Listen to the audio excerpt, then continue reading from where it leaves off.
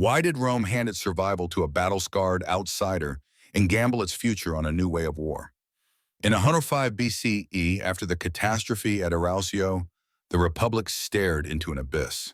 Two Roman armies had been smashed, tens of thousands cut down or scattered, and the northern tribes, the Cimbri and the Teutones, were no longer a distant rumor, but a marching calamity. Allies panicked. Senators whispered about sacred traditions, yet the old levy system had clearly failed. Into this crisis stepped Gaius Marius, a new man from Arpinum, forged at Numantia under Scipio Aemilianus, relentless, practical, and ambitious. He would be elected consul again and again, promising not just victory, but reinvention. His question was brutally simple. How do you manufacture a reliable army fast, move it farther than your enemies expect, and make it hold together when everything is trying to rip it apart? In one generation, consider what you would have done in his place. The Republic's traditional system raised legions from property-owning citizens divided by wealth and age, a proud inheritance from a city-state that had conquered Italy. It worked when wars were short, campaigns close, and men could tend fields between battles.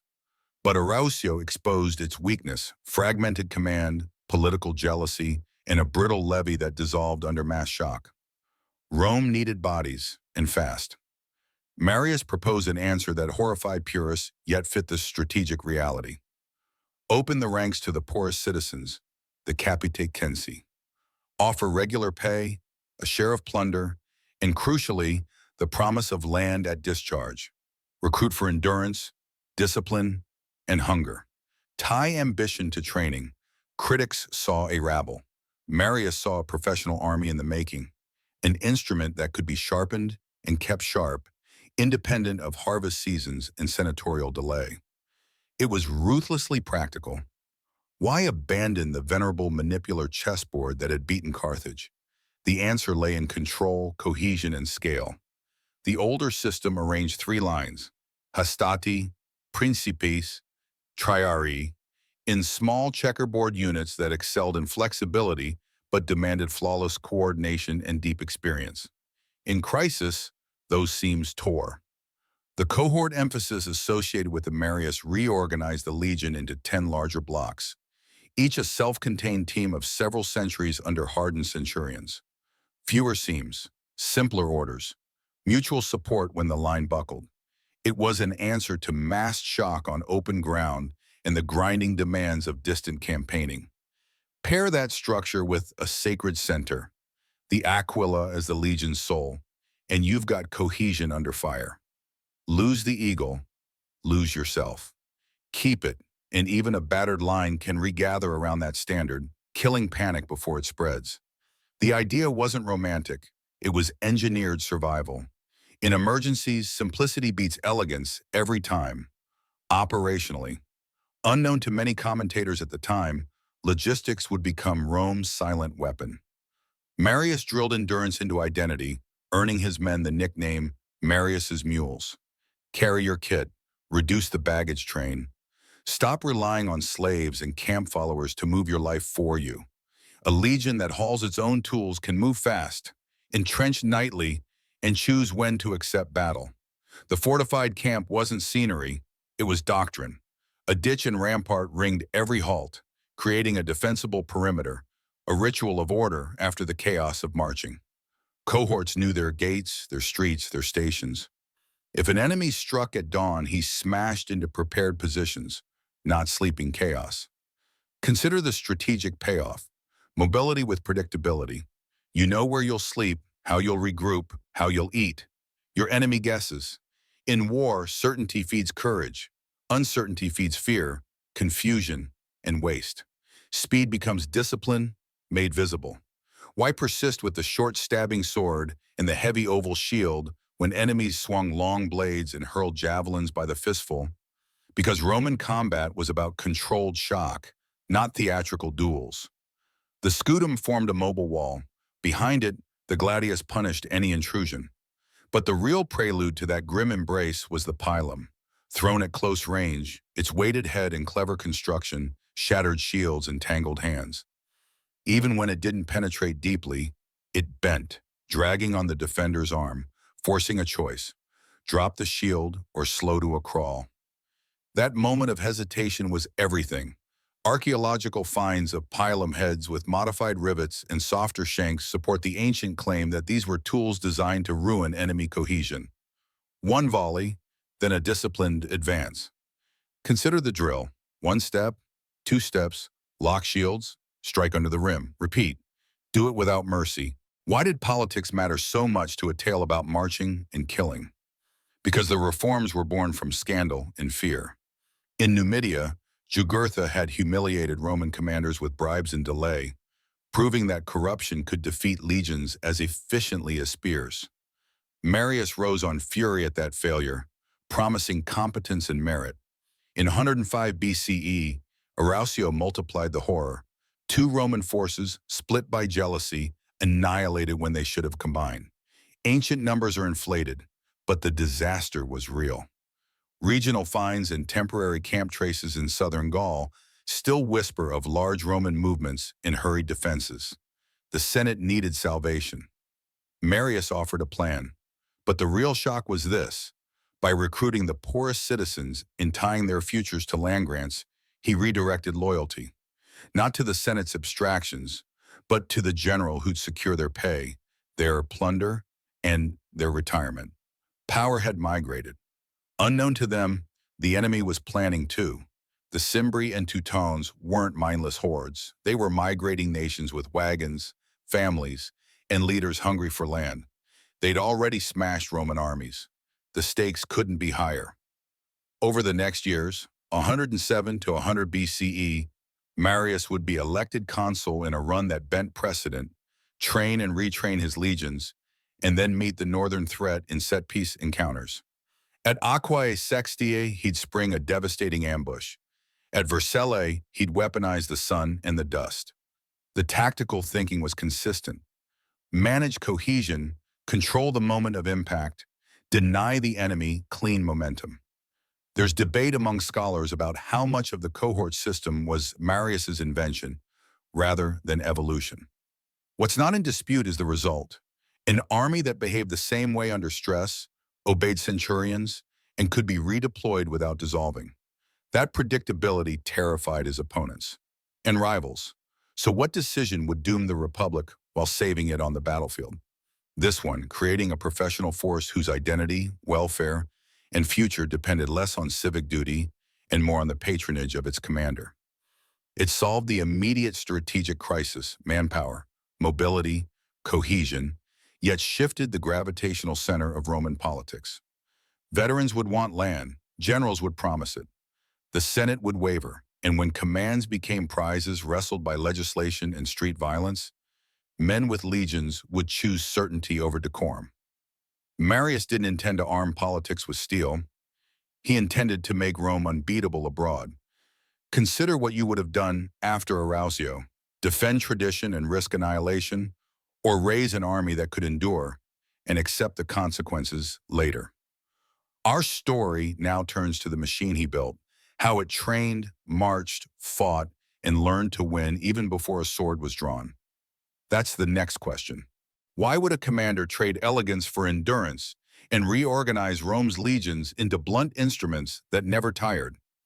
Because a professional army wins before the first pilum flies, through structure, discipline, and relentless routine. Consider what you would have done with raw recruits after Arausio. You don't have time to grow veterans. You have to manufacture them. Marius's answer combined recruitment, organization, training, and logistics into a single system. Each piece reinforced the others, making the legion predictable under stress and terrifying in motion. Start with recruitment. The capite censi, the poorest citizens, were now eligible for regular pay, a share of plunder, and, at discharge, land. That package wasn't charity, it was strategy. It bound the soldier's survival and future to the success of the unit and the promises of the commander. The oath, traditionally sworn to the state, increasingly fused with loyalty to the imperator who could actually deliver. But the real shock was this. Rome had transformed military service from seasonal duty into a career. Careers need structure. Structure meant cohorts, Instead of the delicate checkerboard of maniples, the legion hardened into 10 large blocks, each a miniature army of sentries led by centurions. It simplified command. It reduced the number of seams where panic could break in. If one point buckled, adjacent cohorts could pivot and pour strength into the breach without unraveling the entire line. The primus pilus, the senior centurion, became the embodiment of battlefield competence, the man every soldier watched when the air thickened with dust and fear. Why obsess over the aquila? Because the standard was more than metal. It focused identity. Cohorts might wheel and grind, but the legion's heart beat beneath that eagle. Lose it, and cohesion dissolved. Save it, and even broken units could reform. Inscriptions and later tombstones honor aquilifers with a reverence that isn't abstract. Men died to plant the standard on hostile earth because it told thousands of eyes exactly where the center was when everything else blurred. In chaos, clarity is power. Training turned organization into muscle memory. Recruits battered the wooden post with heavy practice swords to build shoulders and stamina.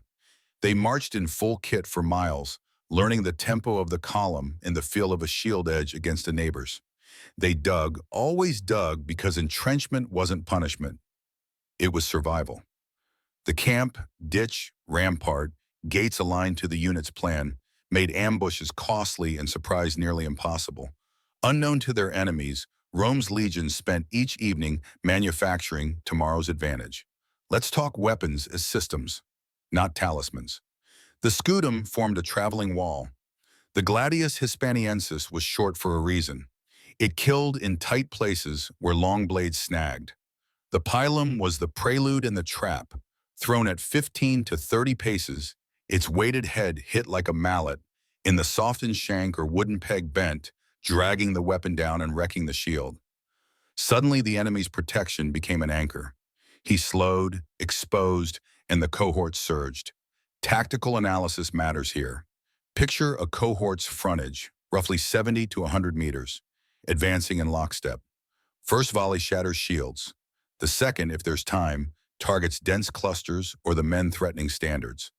Then the push. Shields overlap, feet stay under hips, and centurions with vine staffs pace the line, snapping orders that ride the blasts of cornicans. When a century begins to drift, the optio drags it back into alignment. The effect is mechanical, a wall that eats space, meters at a time, until the enemy either breaks or is pinned. Mobility turned this killing method into strategy. Marius's mules carried tools, stakes, rations, spare footwear, and cookware, cutting dependence on cumbersome trains. A legion could march 15 to 20 miles a day and still throw up a defensive perimeter before nightfall. Less baggage meant fewer choke points, fewer opportunities for raiders, and faster concentration of force. Speed is a weapon only when you can arrive organized. Rome arrived organized, with ditch and rampart to prove it. Leadership made the machine humane enough to obey and hard enough to endure. Centurions earned post by scars and steadiness, not pedigree, and their vine staffs were authority made visible. Rewards were just as real as punishments. Torques, filuri, promotions into the first cohort, a shot at primus pilus. Discipline could be savage, fustuarium for betrayal, decimation and dire extremity, but the normal rhythm was stricter and smarter than cruelty. Clear rules, fair shares, steady pay, invisible advancement kept men in line without breaking them. Standardization helped, though it wasn't modern uniformity. Helmets ranged from Montefortino to Coolest types. Most legionaries wore mail rather than the later segmented armor. Shields varied by maker but shared dimensions and curvature. What unified them was practice and procedure, the way a contubernium stacked shields thigh to shoulder, the way pila were gripped and cast, the cadence of the advance, the confidence that the unit to your left would move when you moved. Standard drill created interchangeable parts out of unequal gear. Signals and hierarchy created speed of thought. Tribunes and legates set intent, but centurions executed it instantly through standards and sound. Cornicans and tubicines pushed orders across the roar, while the aquila fixed the nerve center. Because cohorts were self-contained, local initiative wasn't mutiny, It was mission command before the phrase existed. If pressure mounted on the right, a nearby cohort rotated in by standard drill, not personal heroics. The machine preferred reliability to brilliance, and that's why it didn't break. Archaeology backs the doctrine. Across Gaul, Spain, and the Danube, archaeologists mapped temporary Roman camps by their V-shaped ditches, fossa fastigata with steep walls and a flat bottom where turf was stacked to build a rampart. Inside, post holes and stake-lined gateways mark standardized plans. Weapon finds show pilum heads with rivet variations designed to shear or bend. Inscriptions name centurions, aquilifers, and the primus pilus measure careers by campaigns and boast of decorations. What about logistics beyond the march? Grain kept the machine moving. Cohorts sent organized parties with protection and specific quotas, reducing straggling and ambush losses. Roads weren't just for glory. They were arteries that let Rome shift weight faster than enemies expected. The simple truth is brutal. An army that eats on schedule, fights on schedule, and a commander who controls food controls tempo. Now the human factor. Imagine a recruit from the Suburra, no property, hungry for advancement. Service offers pay and the hope of a plot of land, but only if his commander delivers. His contubernium becomes family. His centurion becomes judge and mentor. He learns to carry his world on his back, to fear disorder more than danger, and to measure days by the ditch he digs at dusk. The machine makes him useful. The promise makes him devoted. That dual engine drives both victory and future crisis. Strategically, the legion became a campaign tool rather than a seasonal spear. Because it could march light, fortify nightly, and fight in modules, a commander could operate far from Rome with confidence. He could split forces without inviting catastrophe, conduct sieges while screening the countryside, and absorb attrition without shattering. Victory was no longer a single shock. It was a procession of managed engagements. That's why enemies who beat one Roman army often discovered another, intact and ready, a week later. The machine regenerated faster than fear could spread. But this efficiency carried a hidden price.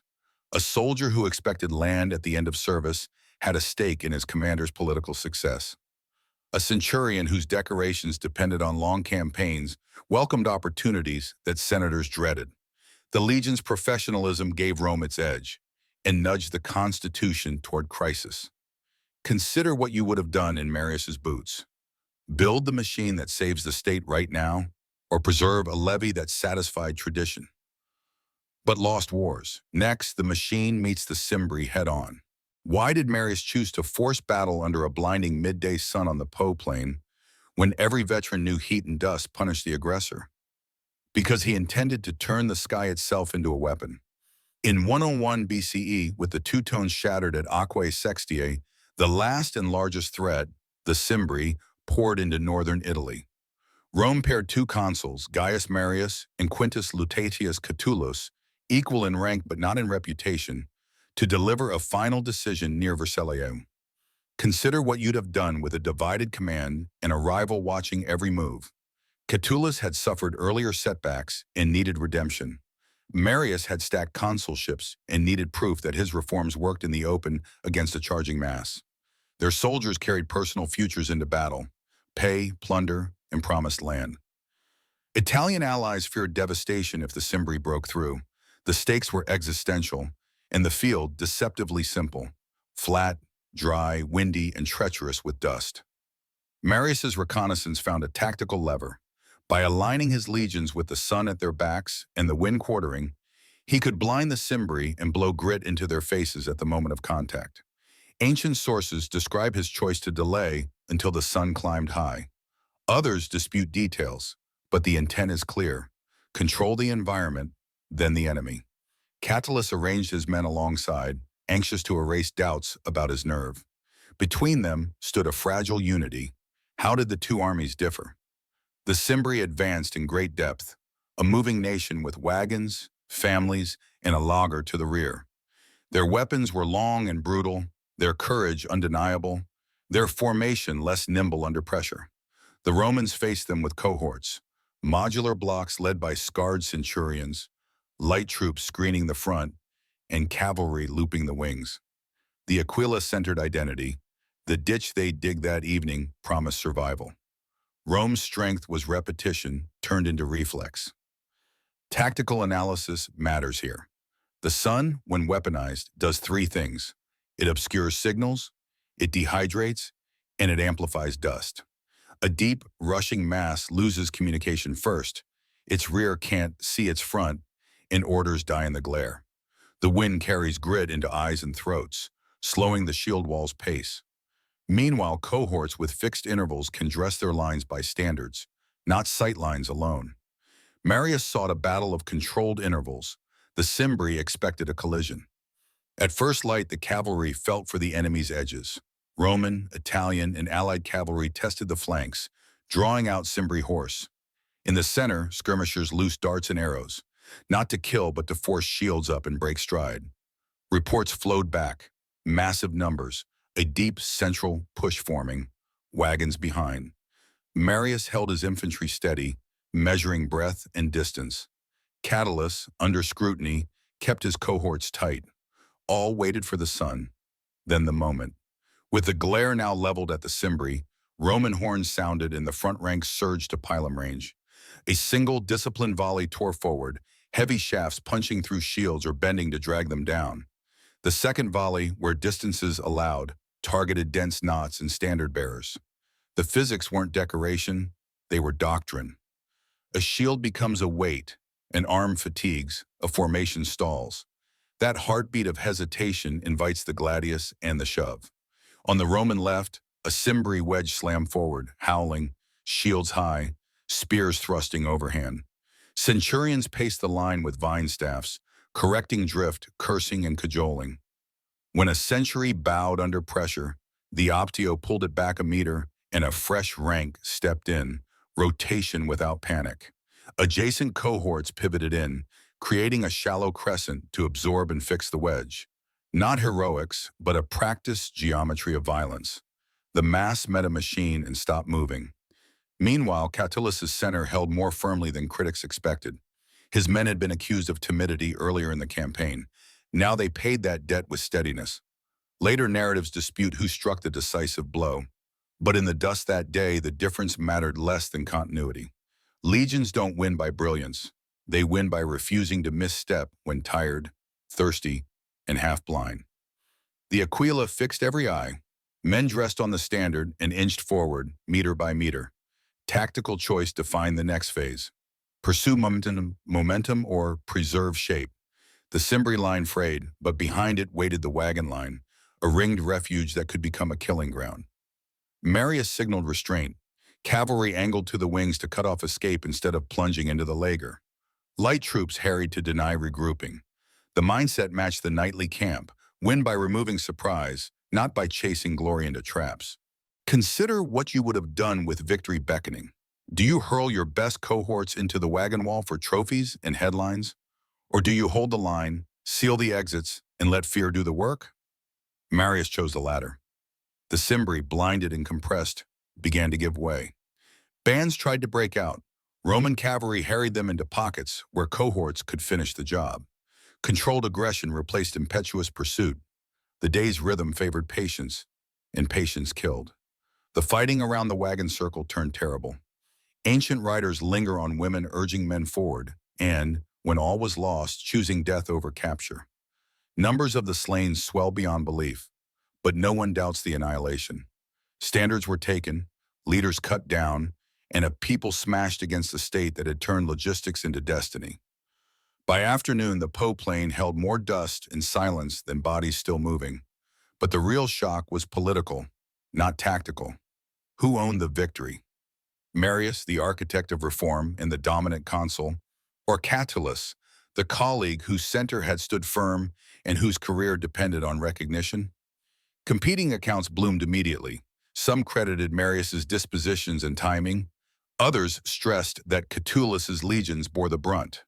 Marius eventually shared honors, a statesman's calculation that preserved unity while burnishing his image as Rome's savior. The battle's last struggle unfolded in Rome's memory. This is where archaeology steadies the narrative. The exact site, Vercellae or the Campus Raudi, remains debated, but the Po plain yields clues. Fragments of Latin-style weaponry, Roman militaria, and traces of temporary camps with V-shaped ditches. They testify to large-scale movement and repeated encampments, even if a single killing field refuses to declare itself. Absence of certainty on the map doesn't erase the contours of the event. It sharpens our focus on how the battle was actually won. Why did Rome triumph?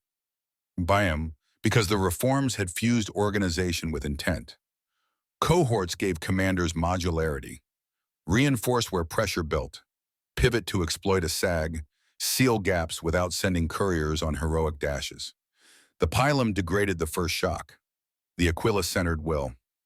Cavalry screened rather than sought duels, utility over spectacle. Above all, discipline turned minutes into weapons. The Cimbri brought weight and fury. Rome brought procedures that worked even when sweat stung eyes and the world narrowed. Consider what you would have done the morning after. Do you trumpet your sole genius to carve your name in history? Or do you bind wounds, divide honors, and keep rivals inside the tent for the wars to come? Marius's choice to share credit didn't erase rivalry. It postponed a reckoning. Soon, ambitious commanders would compete for commands as aggressively as they fought foreign kings. Vercellae closed the northern frontier. It also opened a corridor from battlefield supremacy to political dominance. Modern armies study Vercellae for a simple lesson: shape the environment, then shape the enemy. Choose the light, the wind, the ground. Fight in modules, keep reserves, refuse culminations. It isn't glamorous, but it endures. Archaeology keeps refining the margins, but the core remains. This was a victory of system over shock. And yet the system had a flaw baked in, its loyalty engine. That story belongs to the next chapter, where the Senate learns what a professional army really means. Unknown to victors drunk on success, the precedent forming in the dust was dangerous. If generals could win nations, they could also win Rome. The Cimbri fell because cohorts obeyed, because standards did not drift, because commanders timed their blows to the sun. But that same obedience, that same timing, would soon answer to political imperatives rather than senatorial debate. The war machine had proved unstoppable abroad. The question looming now was simple and terrifying: who would stop it at home? Why would a triumphant general hand his sword to a street politician and risk turning the forum into a battlefield?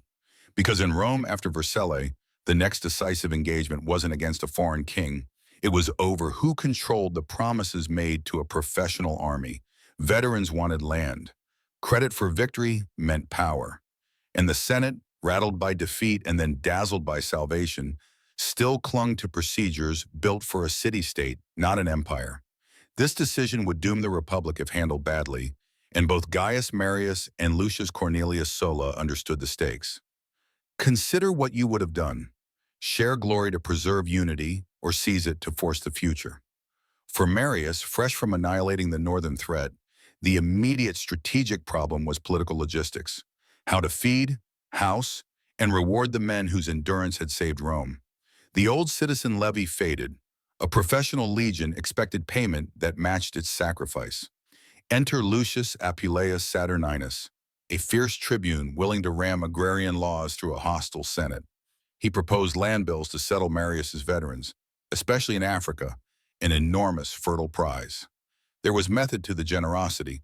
Veteran colonies stabilized frontiers, tied distant regions to Roman order, and not incidentally secured Marius a grateful electorate in the countryside. Unknown to them, the enemy, corruption, rivalry, constitutional ambiguity, was planning too. Tactical analysis in politics is about timing and terrain. Saturninus chose the rostra, not the battlefield. He forced an oath. Senators must swear to uphold the new land law or face exile. That wasn't debate, it was envelopment. Most yielded, calculating that survival today beat principle tomorrow. One man refused, the respected Metellus Numidicus, and accepted exile rather than bow. The message was brutal. The tribune's assembly could dictate terms to the Senate when backed by a commander with legions at his back. But the real shock was that this victory carried a poison pill. Violence had become a tool so accepted that those who wielded it would soon find it turned in their hands. The earlier war in Numidia had already lit the fuse. When Jugurtha finally fell, Rome cheered Marius the consul, but the whisper ran that his quaestor, Sulla, had engineered the surrender by persuading King Bocchus of Mauritania to betray his son-in-law. So Sulla didn't leave it to rumor.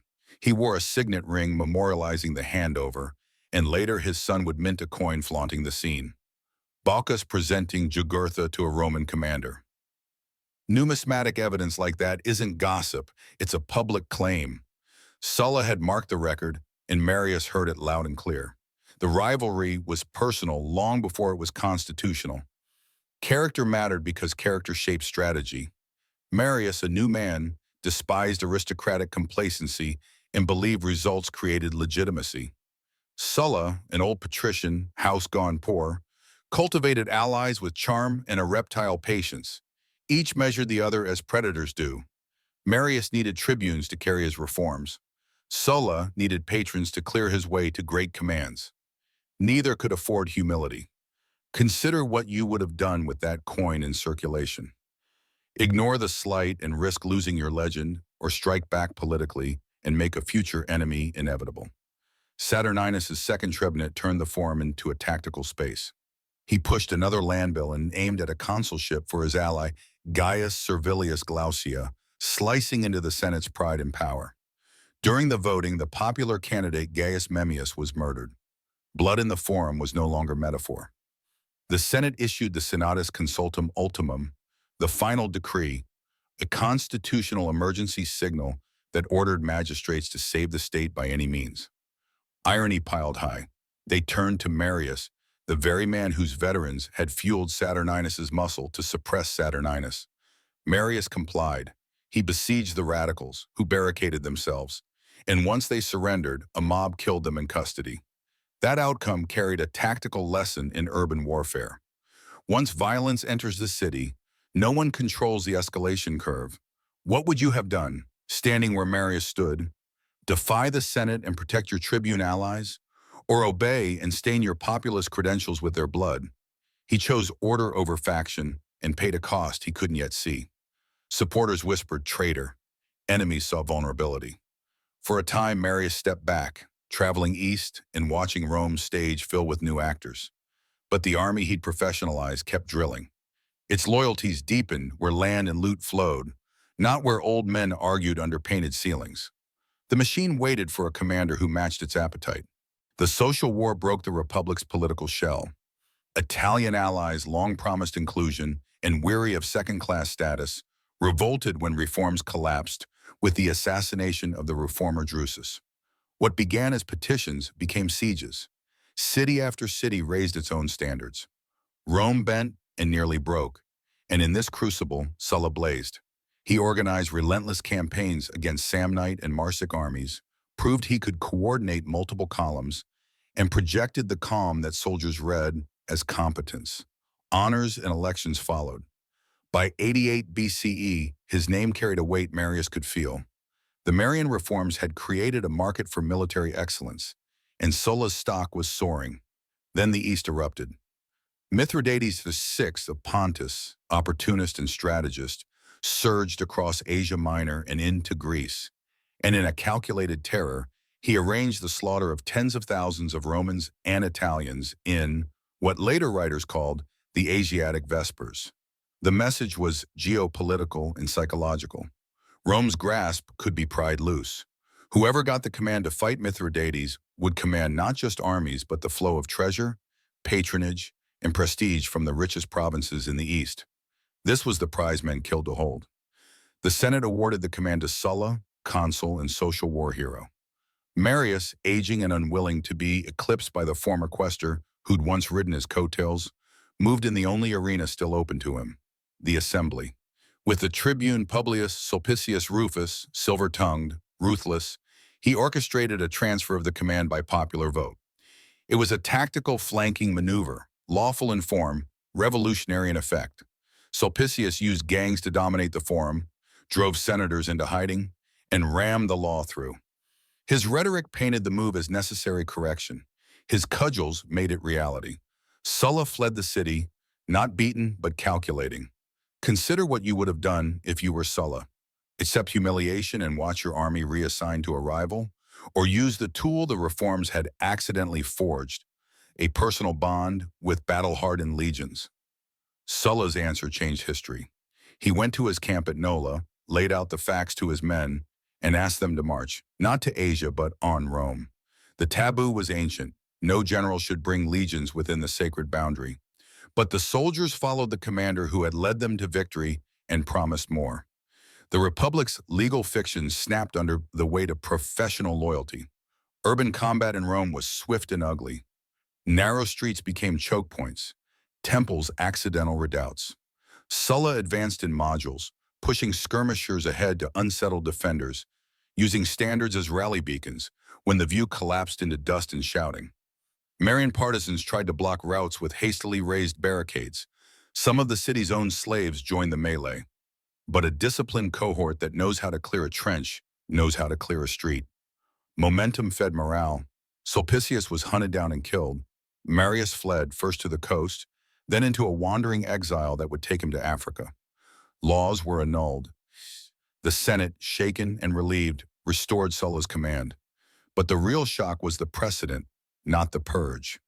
Once a legion obeys an order to occupy its own capital, constitutional restraints become hopes, not guarantees. Sulla didn't stay. He sailed east to make war on Mithridates, leaving Rome to prove whether it could heal itself. It could not. Elections in his absence produced a consul, Lucius Cornelius Cinna, who reopened the citizenship question, clashed with his colleague, and turned to the same instrument everyone now trusted: armed men. Marius returned, grimmer than before, allied with Cinna, and together they took Rome by force. The city learned that rituals don't survive repeated shocks. The purge that followed was personal and bloody. Enemies were named and eliminated. The streets remembered Saturninus. Now they learned new names. Marius entered his 7th consulship and died weeks later, exhausted or ill, leaving Cinna in control and Sulla far away, still fighting cities and kings for the Republic that slipped like sand through its own fingers. The machine that Marius had built proved neutral about ends. It would enforce any order, whoever held the Aquila gave it. Archaeology and material culture peek into this politics of steel. The coin of Faustus Sulla, struck decades later, depicts King Bacchus offering Jugurtha to Sulla, a son marketing his father's moment as state memory. Statues reportedly set up on the Capitoline by Bacchus commemorated the same scene, an African king's gratitude cast as Roman virtue. Inscriptions from veteran colonies under later commanders show the pattern Marius and Saturninus had sought to normalize: settle soldiers, bind regions, harvest loyalty. Even if the specific Marian settlements are hard to map in the ground today, the institutional logic is visible in stone and bronze. Victories buy land, land buys allegiance. Strategically, the Senate never solved the central dilemma: how to harness a professional army without becoming hostage to it. Its tool was the final decree, an emergency measure that assumed magistrates could still rally citizen levies against disorder. Its adversaries used assemblies and gangs to redefine legality as numbers on a given day. Generals used loyalty to solve both problems at once. When institutions disagree, the group with better cohesion and logistics wins. The legions, trained to outlast panic and follow orders under dust and heat, applied those habits to the city's quarrels with terrifying efficiency. Consider what you would have done if you were a cautious senator in 88 BCE. Accept the transfer of the Eastern Command, knowing it rewards mob coercion, or resist and risk a general marching on Rome? There was no safe path because previous choices had tightened the knot. The Marian Reforms had saved the state from foreign annihilation and given it the capacity to project power. They had also created a class of soldiers whose rational interest lay with any commander who could guarantee their pay and their farm. When those commanders quarreled, the Republic's rituals faced an adversary they were never meant to withstand: professional obedience. The political climax of this era isn't a single vote or murder. It's the normalization of the extraordinary. Marius suppresses a tribune he once armed. Sulla marches through sacred boundaries. Assemblies unmake senatorial decisions with clubs. Consuls raise troops against colleagues. The Constitution keeps its words. the actors edit its meaning. Unknown to them, the enemy was planning a final education. When Sulla returned from the East victorious, he would refine violence into policy and write law with the point of a sword. Before that, though, the human story deserves a closer look. What it felt like to serve in the machine that made all this possible, to march, dig, eat, fear, and hope inside a system that could save or devour the Republic with equal precision. What does daily life in a war machine do to a society built on citizenship? Why did Rome teach its soldiers to dig as much as they fought? And how did that routine reshape families from Numidia to the Po? The Marian army wasn't just a killing instrument, it was a way of life that rewired the Republic's society. A soldier carried his world on his back, marched where the standards pulled him, and learned that order began with a ditch. That habit bled outward. Markets sprouted along roads. Colonies stamped Latin names onto foreign maps. Enemies became auxiliaries. Auxiliaries became citizens, and citizens became veterans hunting for farms. The battlefield forged victories. The camp forged a culture. Consider who lived inside this machine. A recruit from the Suburra, thin and stubborn, swore an oath for pay in the chance at land. An Italian ally from Samnium, finally promised citizenship after years of risking his life, read the fine print and waited for a clerk to write his tribe.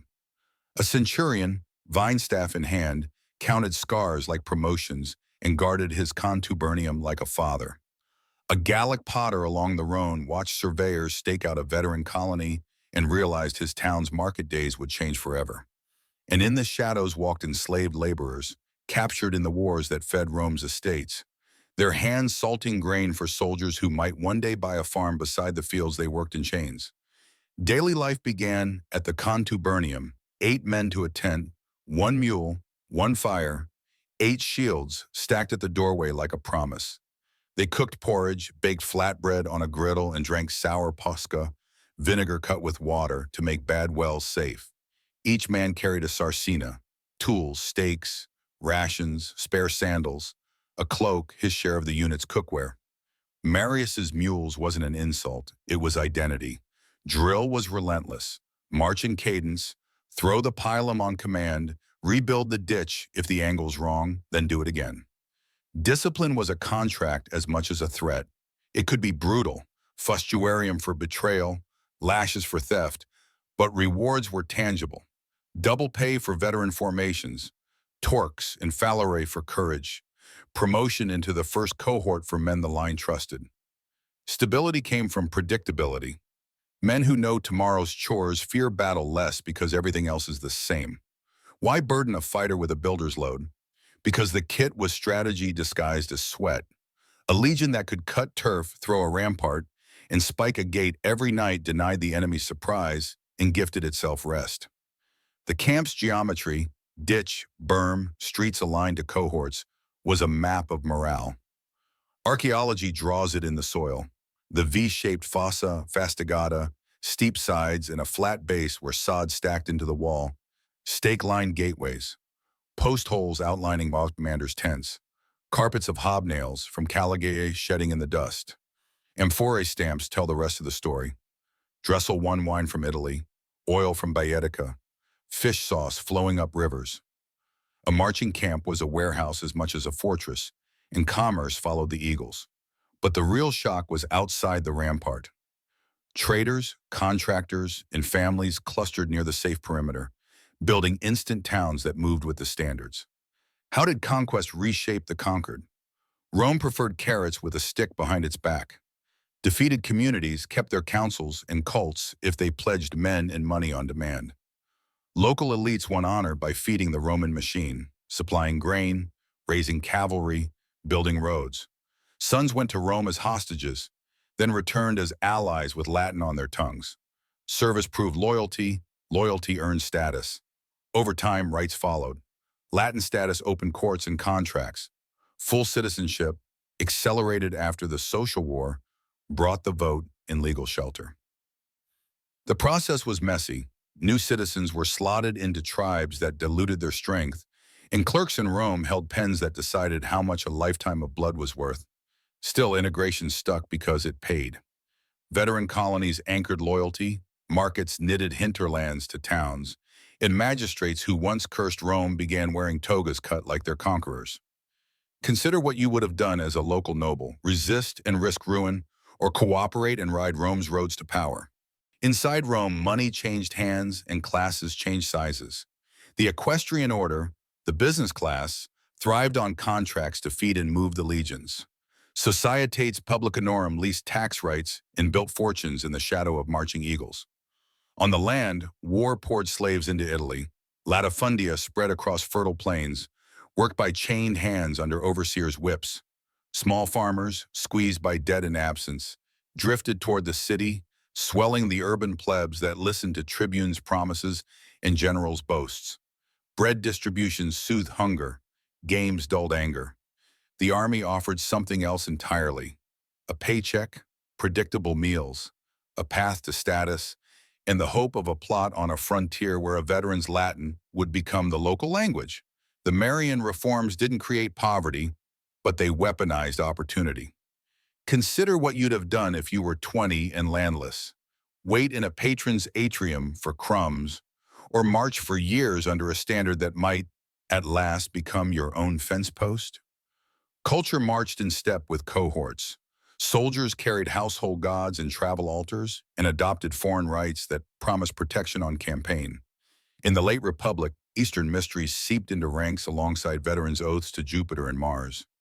Local deities learned Latin names. Roman festivals absorbed provincial flavors. Tombstones tell the human tale better than laws do. A centurion lists his campaigns and decorations. A cavalryman boasts of rides from Spain to Greece. A medicus notes the men he saved and the cohort that claimed him. Spelling wavers, pride does not. Even slaves and freedmen found a place in the margins. Traders who sold leather, smiths who repaired pilot heads, cooks whose stew pots followed the column like minor gods of comfort. When a legion wintered, it didn't just police a province. It taught a region how to count time by military seasons. What about the people who weren't on the rolls? Camp followers, Legacies, traders, craftsmen, lovers, children, moved at the army's edge. The Republic didn't write them into legions, but necessity tolerated them. A soldier who couldn't legally marry might still keep a partner who walked behind the mule, and a child who learned to count tenths instead of years. Garrisons attracted weavers, bakers, teamsters, and moneylenders who extended credit on the strength of a centurion's stare. When veterans settled, those informal families often became formal households. Local brides learned Roman recipes and Roman law. Roman husbands learned local wams and local weather. Hybrid communities grew where the standards had camped: a Latin street name here, a shrine to a river there, a market day adjusted to the legion's pay issue. Culture didn't replace culture, it layered, like turf on a rampart, until the landscape looked Roman from a distance and local up close. Tactically, supply chains remade economies. Grain became strategy. Cities granted the right to store fermentum, for legions prospered. Those forced to provide requisitions on short notice groaned. Roads were military first, commercial second, but soon wagons carried more amphorae than arrows. Coin pay monetized regions, still counting wealth in kind. A farmer who sold barley changed plows the next year. Silver spoke louder than tradition. Yet advantage had a shadow. Requisitions felt like theft when promises of payment slipped.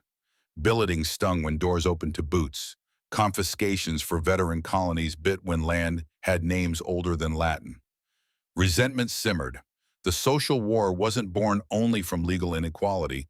It had an economic heartbeat too. Where the army brought markets, it brought prices, and prices don't salute. Consider what you'd have done as a town magistrate balancing loyalty, ledgers, and neighbors' eyes. When promises failed, would you trust the Senate's ink or the general's steel? When did the Roman state stop commanding its army and the army start commanding the state? The turning point arrived when the professional legions that saved Rome abroad discovered they could determine Rome's future at home. The reforms had solved manpower, mobility, and cohesion, but they'd also rewired loyalty. Soldiers still swore to the Republic. In practice, their pay, plunder, and retirement came from a general. That tension, sharpened by years of war, finally snapped. Consider the pressure cooker that made it inevitable. The social war gave citizenship to most of Italy, expanding the recruiting base and pouring battle-hardened Italians into Roman ranks.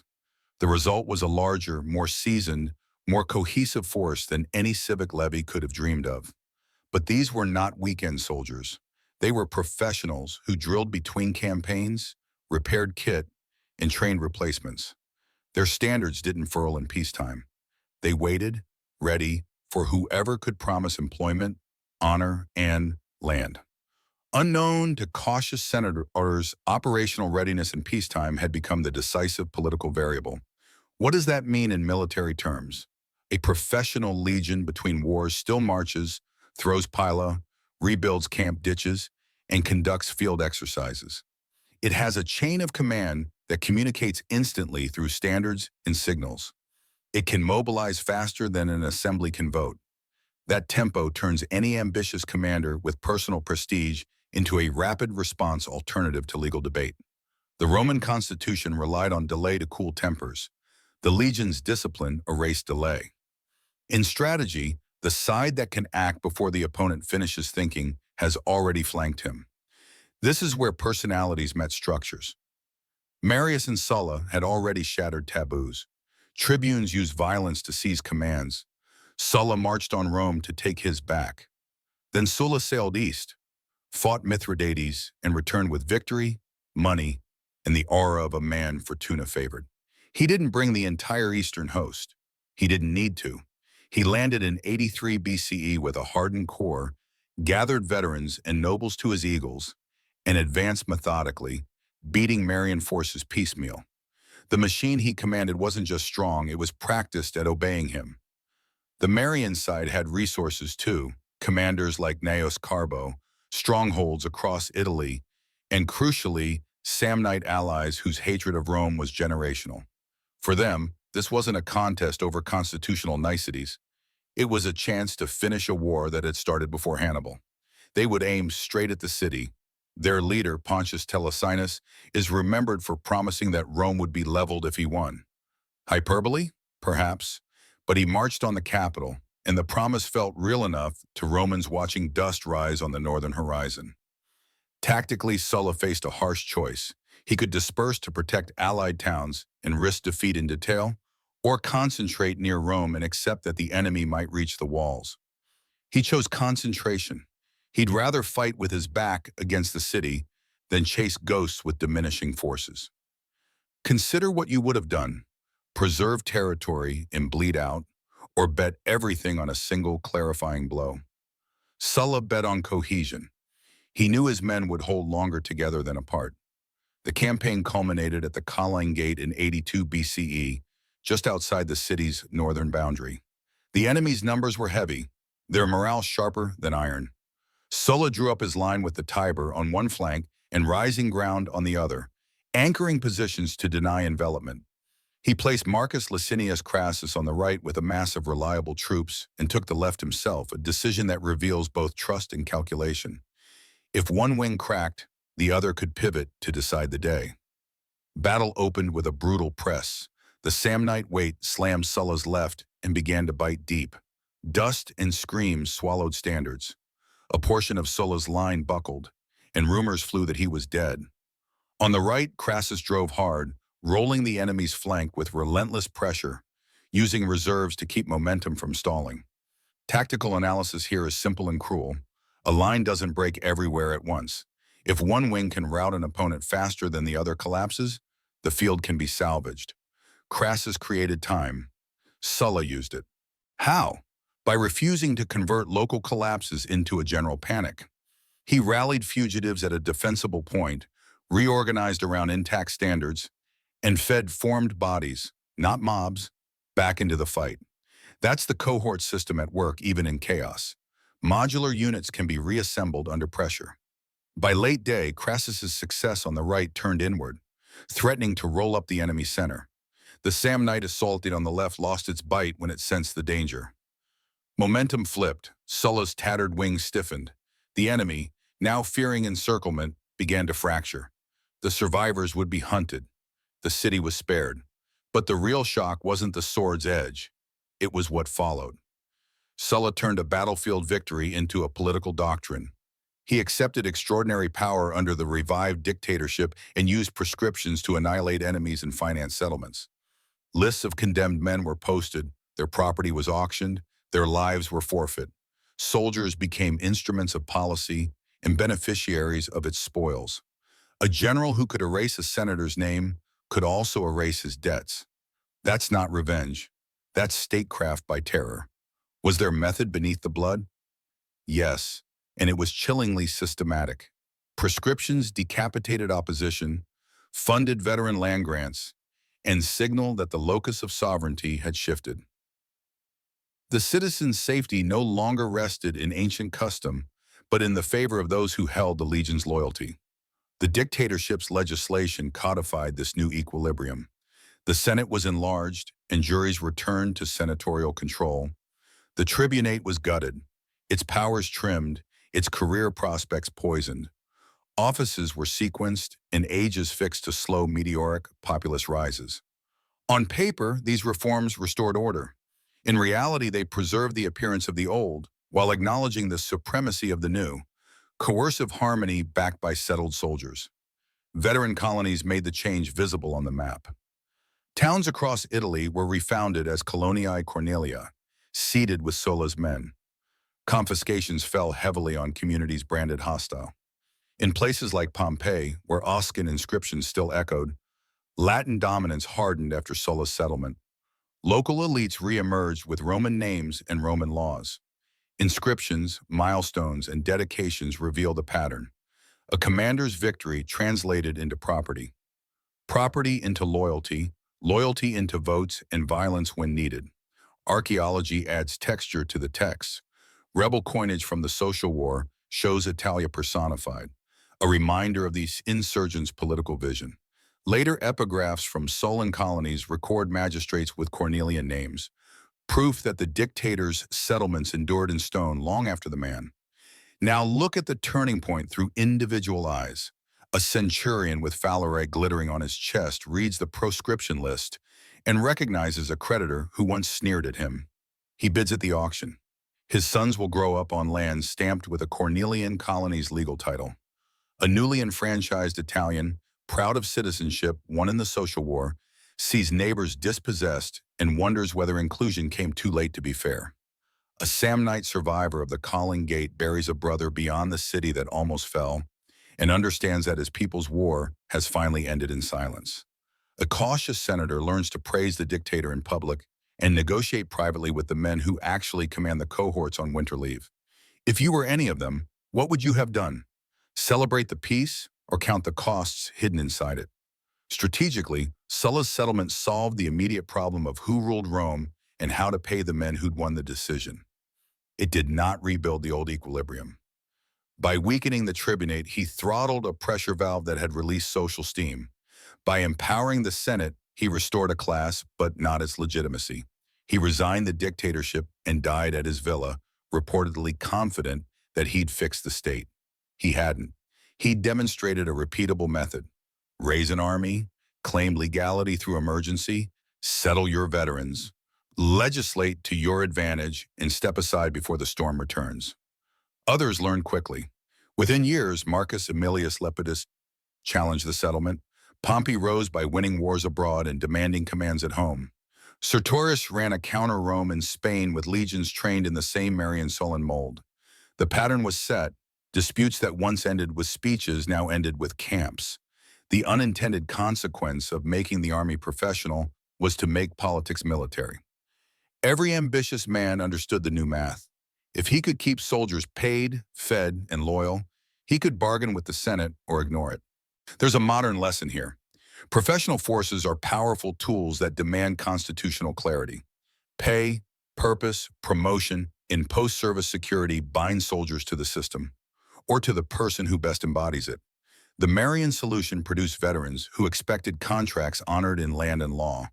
When the state hesitated, generals filled the gap with personal guarantees. That worked on campaign. It corroded the republic. Consider what you would have done, seated in the curia after Sulla's death. restore the tribunate's power and risk mass politics flaring again, or keep it weak and push grievances back into the barracks where they ferment under arms. The turning point then isn't just Sulla's march or his victory, it's the normalization of the army as the arbiter of politics and the installation of veteran settlements as the backbone of a new order. Once legions learned they could make and unmake governments, the die was cast for the next generation. The Republic had found a way to win every battle and lose its sovereignty one decree at a time, and the consequences would outlive both Marius and Sulla. A younger commander watching all this drew the obvious inference: build your reputation abroad. Bind your men with pay, fairness, and success. Demand legal cover when it's convenient and dispense with it when it isn't. When the Senate orders you to disband, weigh your soldiers' interests against senatorial dignity. If those interests diverge, choose the men who've marched with you. That logic leads to a river in winter and a phrase about dice no historian can avoid. But before we cross it, pause on the evidence. The earth still bears the imprint of this change. Colonies with Cornelian names, milestones reinscribed after confiscations, rebel coins proclaiming Italia's brief independence, municipal charters that harden after conquest. Texts tell us who ordered and bled. Stones tell us who stayed. The machine Marius built didn't rust. It adapted to its masters. The question now was who would seize its levers next, and whether any constitutional compromise could cage it again. Consider what you would have done if you were a commander with 7 loyal legions, a senate fearful and divided, and a docket of legal charges waiting should you obey. Do you release your men and trust the courts, or keep them under standards and trust your luck? In the generation after Sulla, one man made that choice, and the Republic discovered that the Marian war machine could birth an empire as easily as it had saved a city. Why do empires win every battle and still risk losing themselves? When Rome professionalized its legions, it solved the operational crisis of Arausio and the northern invasions, but it also created a standing instrument with a will shaped by pay, promotion, and promises. The consequence unfolded over a century. Commanders learned that a disciplined army could decide politics. Politicians learned that only disciplined armies could protect politics. The Marian war machine saved the state abroad and destabilized it at home until a new constitutional order emerged to harness it. The reforms didn't end with Marius. They began a world in which soldiers defined sovereignty. Caesar's march to the Rubicon in 49 BCE was the proof. Years of campaigning in Gaul had forged veterans whose loyalty ran through their general to the rewards he controlled. When the Senate ordered disbandment, Caesar weighed legality against the welfare and honor of the men who'd bled for him. He chose the men. The die is cast is the slogan, but the mechanism was quieter. Standardized training, centurions who could hold formations in fog and fear, and a treasury of captured wealth to keep arrears at bay. The Republic's gates weren't stormed by barbarians. They were opened by Roman drill. Augustus understood the logic of the machine and built a political casing around it. After Actium, he normalized what Marius had pioneered: fixed terms of service, a salary paid from dedicated funds, and retirement bonuses that didn't depend on a single general's whim. The Aerarium Militare, established in 6 CE, institutionalized veteran rewards. Diplomas formalized citizenship for auxiliary soldiers when their service ended. Legions became permanent units stationed on frontiers, their identities branded onto tile stamps, altars, and pay lists. Discipline served the emperor's stability, not a faction's emergency, and the army's appetite was planned rather than improvised. Out of this settlement came the most durable export of the Marian moment: the centurionate as a professional spine. Promotions based on competence, not pedigree, authority embodied in the vine staff, responsibility for drill, punishment, and example. That model, experienced small unit leaders trusted to enforce doctrine, reappears wherever modern armies succeed, from the Prussian NCO Corps to contemporary volunteer forces. The Romans didn't invent the idea that discipline wins, they embedded it at scale. Tactical excellence was no longer the spark of a single hero. It was a daily habit imposed by men whose careers depended on keeping formations intact. Here's the tactical core that echoes through centuries. Logistics beats charisma. But charisma can unlock logistics. Rome's conquest depended on supply, engineering, and standardized procedure, the invisible scaffolding that let cohorts arrive fed, rested, and ready. Yet these systems work best when a commander inspired trust that tomorrow's ration, tomorrow's pay, and tomorrow's orders would appear on time. The Marian Reforms made performance measurable and rewards predictable. Augustus made them reliable. Later emperors who starved pay chests or neglected roads learned that discipline withers when the ledger fails. Strategy begins at the granary and ends at the camp gate. Beyond the battlefield, the consequences were cultural. Veteran colonies seeded Latin speech, Roman law, and market rhythms across the Mediterranean and deep into Europe. A discharged legionary settled with a legal deed, a memory for drill, and friends who knew how to organize a street as if it were a camp. Municipal councils mirrored the army's chain of command. Local elites learned to win favor by feeding supply lines. The result wasn't uniformity, it was layering. A shrine kept its native god's name while a Latin inscription thanked the emperor. The war machine didn't erase identities, it arranged them. Archaeology lets us measure these abstractions in soil and iron. Marching camps leave their signature V-shaped ditches from Scotland to Syria. Legionary fortresses at places like Caerleon, Mainz, and Carnuntum preserve street grids that mimic the daily camp. The Inchtooth Hill hoard, tens of thousands of iron nails buried in Scotland, speaks to industrial-scale logistics, the hardware of habit. On Hadrian's Wall, writing tablets from Vindolanda show supply lists, leave requests, and jokes that sound modern, soldiers asking for more socks. Bronze diplomas record auxiliary veterans granted citizenship, proof that service remade identities as surely as swords did. Stones remember. Economic consequences followed the standards. Coin pay monetized provinces, pulled subsistence farms into markets, and favored towns that could warehouse grain. Roads laid for legions became the arteries of trade, way stations evolved into cities. Contracts to feed troops enriched the equestrian order and tied business fortunes to imperial security. When armies moved, prices fluctuated.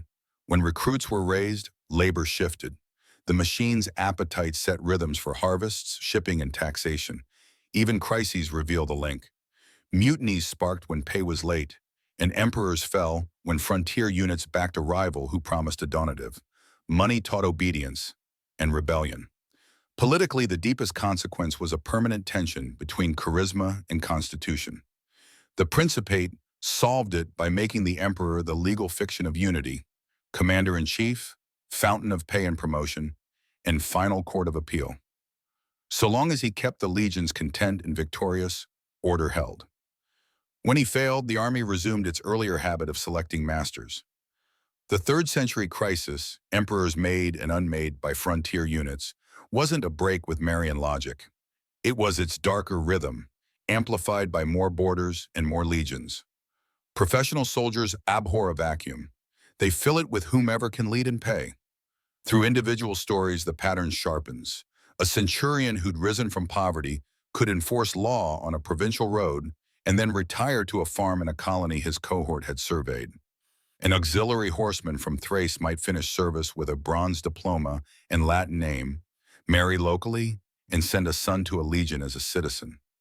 A senator who championed fiscal prudence but missed a pay convoy might watch his careful policy detonate in a mutiny he couldn't calm. The war machine gave upward mobility and stark accountability. It rewarded competence and punished hesitation. For modern leaders, the Marian aftermath offers blunt lessons.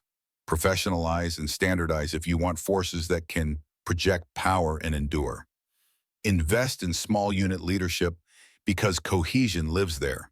Build reliable pay in veteran systems, or your soldiers will find patrons who can.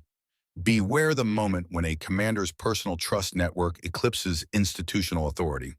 That's when orders become requests.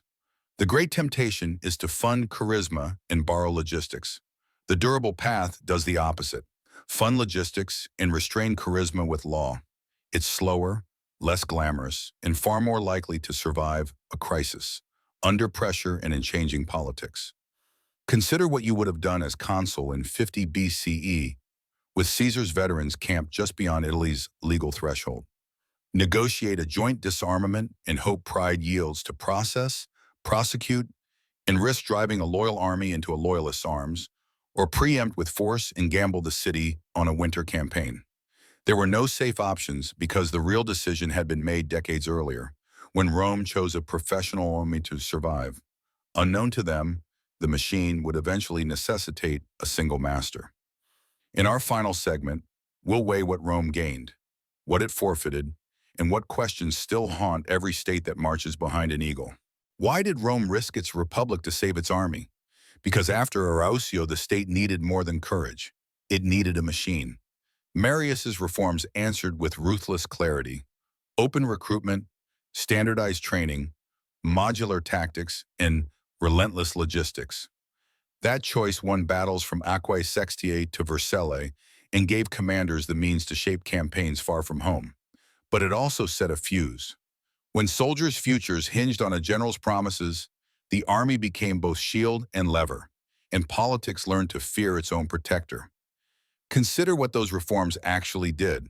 They solved manpower by enlisting the capite censi and turning seasonal levies into careers. They solved mobility by making Marius's mules carry their world, trading baggage trains for speed. They solved cohesion by privileging the cohort, raising a centurionate that enforced doctrine under dust and heat, and centering identity on the aquila. Weapons became systems: the pilum to ruin shields in stride, the scutum to create a moving wall, the gladius to finish at arm's length. Camps, ditches, ramps, gates made every sunset a tactical reset. System beat spectacle. The price was constitutional. Saturninus's land bills, Jugurtha's surrender myth, and the social war's furnace brought rivalry to a boil. Sulla marched on Rome to reclaim an eastern command, proved that legions could arbitrate law, and then legislated by prescription and settlement.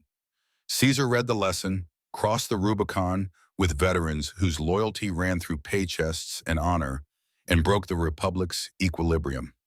Augustus finally caged the machine without disarming it. Fixed terms, the aerarium military, predictable donatives, and frontier stationing. The centurionate remained the spine, but the empire, not the Senate, became the army's constitutional home. What should modern leaders learn? Professionalization and standardization create operational certainty, but they demand political clarity. Pay on time, plan veteran care, and empower small unit leaders if you want cohesion that survives shock. Anchor the chain of command inside law, not personality, or you'll discover that charisma spends logistics faster than treasuries can refill. Beware shifting benefits to private patrons. The soldier who trusts a person more than an institution will follow that person past legal thresholds. Strategy begins at the granary, moves through the pay office, and ends at the camp gate, where morale, discipline, and justice meet. Archaeology turns principles into evidence. V-shaped ditches map marching camps from Gaul to the Danube. Pila heads with shearing rivets and softer shanks confirm a design meant to wreck shields. Tombstones and altars name centurions, aquilifers, and the primus pilus, tracing merit as a career. Bronze diplomas enfranchise auxiliaries at discharge. A son of Sulla struck coinage showing Jugurtha's surrender to claim his father's glory in metal.